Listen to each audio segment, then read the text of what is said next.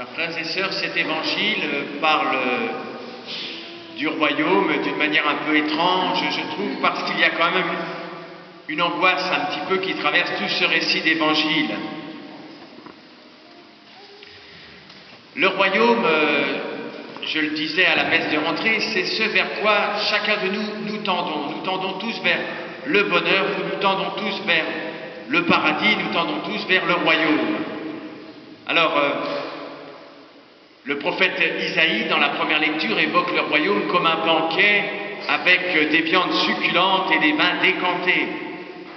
Je me demande toujours, est-ce que ça parle aux végétariens et à ceux qui ne boivent pas d'alcool? Je ne sais pas. Mais c'est une manière de dire que ce n'est pas si facile de parler du royaume. Et Jésus reprend cette parabole, cette comparaison, cette analogie. Avec, je le redis, le royaume, c'est aussi Jésus lui-même, en définitive. La rencontre de Jésus comme une noce est pour l'homme la plénitude de son accomplissement, la plénitude de son épanouissement. Alors c'est aujourd'hui le commencement de la semaine de prière pour la mission universelle de l'Église, la mission mondiale. Alors je dirais quelque chose comme ça, que l'homme soit africain, qu'il soit israélien, qu'il soit de gauche, du Moyen-Âge, riche, bête, ukrainien, en bonne santé, russe, asiatique, futé, palestinien, musulman, azéri, arménien, divorcé, patron, malade, bien dans sa peau, américain, jeune, dictateur, français, ou tout le contraire,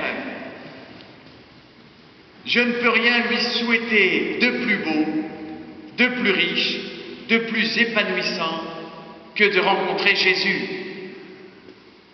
Et je vous partage ce qu'écrivait Dostoïevski, ce génie de la littérature et aussi ce profond chrétien, après qu'on se soit moqué de sa foi chrétienne, lui qui avait retrouvé la foi au bagne du tsar. Il écrit dans les Frères Karamazov: ce credo tout simple, le voici. Je crois qu'il n'y a rien de plus beau, de plus profond, de plus sympathique, de plus raisonnable, de plus viril et de plus parfait que le Christ. Allons plus loin. Je me dis avec un amour jaloux qu'il ne peut rien y avoir de plus parfait.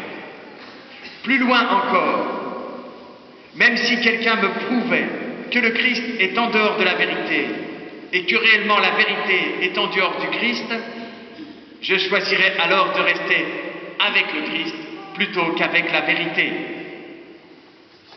Voilà, frères et sœurs, la première réflexion, peut-être comme l'introduction, pour cette semaine missionnaire mondiale. Jésus est le sommet de tout et pour tous.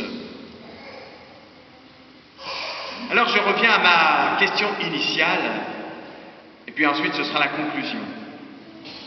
Pourquoi Jésus parle-t-il avec autant de violence dans cet évangile?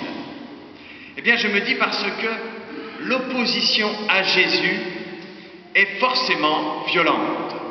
C'est-à-dire que soit j'accueille Jésus et c'est ok, soit je n'en veux pas, je le rejette de ma vie, je rejette l'amour de ma vie, et je ne peux pas dire que je rejette l'amour avec amour, gentiment. Non. Si je rejette l'amour, c'est forcément violent. Si je veux m'opposer à tout ce qui est porté par l'amour, et l'univers entier est porté par l'amour et ma vie elle-même, l'opposition, je le dis, est nécessairement violente. Le mal s'exprime triomphalement en Ukraine, en Arménie, et d'une manière mystérieuse depuis des siècles en Terre Sainte, mais aussi dans notre société française, dans nos milieux de vie, dans nos familles, etc. Et tout cela, frères et sœurs, n'est que le reflet de ce que nous avons dans le cœur, chacun de nous. Je pensais un peu trivialement, je me disais, un missile, qu'il soit du Hamas ou qu'il soit israélien, un missile n'a pas de sentiment, bien sûr. Un missile, c'est complètement neutre. Je répète ce que ma sœur avait dit une fois, nous étions en pèlerinage en Terre Sainte en 2010 et nous contemplions Jérusalem, et elle avait dit ceci: il y aura la paix à Jérusalem quand j'arrêterai de faire la guerre à Dieu dans mon cœur. La violence de l'Évangile, frères et sœurs, fait écho à la violence dans mon cœur. Alors pour ne pas paraître trop abstrait, je donne quelques exemples. Alors dans ces exemples, certains exemples vont parler à certains et d'autres parleront à d'autres. Chacun de nous, nous trouverons nos propres exemples. L'idée n'est pas d'agiter des drapeaux, comme on dit habituellement, mais de montrer que nous sommes tous concernés par cette violence. Alors voilà les exemples que j'ai trouvés. L'avortement dans notre société, l'euthanasie qu'on va bientôt légaliser, le refus des migrants, notre indifférence, notre égoïsme, notre confort intouchable, le Nord infiniment plus riche que le Sud, telle rancune tenace à laquelle je tiens, tel pardon que je ne donne pas, tous les jugements à l'emporte-pièce et toutes les généralisations faciles, toutes les idéologies mensongères de tout genre, de tout ordre que l'on distille dans le cœur de la jeunesse, etc., etc. Tout cela, frères et sœurs, est une opposition très violente à Jésus et conduit à la mort. Comprenons bien, frères et sœurs, que tant que nous ne voudrons pas suivre Jésus, Jésus qui est l'amour, il y aura des pleurs et des grincements de dents. Dans l'Évangile, Jésus n'a rien inventé sur ce sujet, pourrait-on dire. Alors je conclus. Je conclus avec une troisième et dernière idée, après avoir essayé de montrer combien nous étions tous en écho, en résonance avec la violence. Je conclus ceci.